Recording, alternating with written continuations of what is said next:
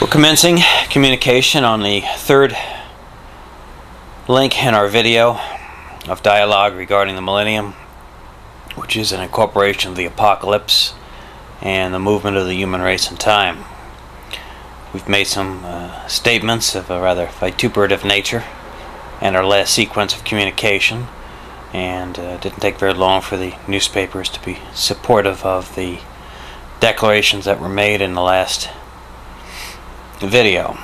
Number one, we had Mr. Sam Zell, Z-E-L-L, nice Jewish fellow worth billions of dollars, had utilized the United States senators to accommodate him for several $100 million worth of loans to build some cruise ships that have absolutely no capacity to be run with profits.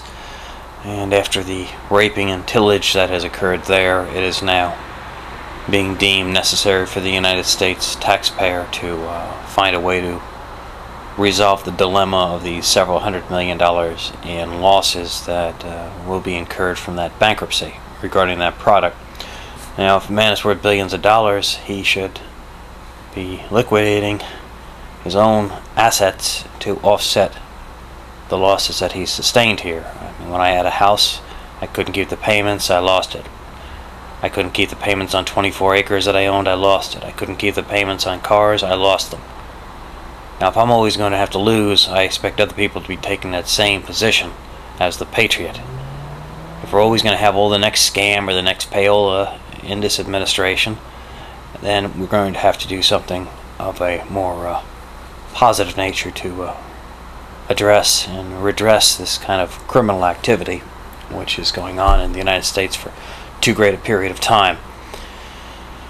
Now, as the millennium has gone to such a high ratio factor of coordination of efforts, whether they're positive, negative, or in general on a basis, it is probably an imperative that everything remember the 1974 performance of myself and move quickly forward to 1989, since we have a reenactment of 1989 today where we're going to organize a new ambassador to Afghanistan.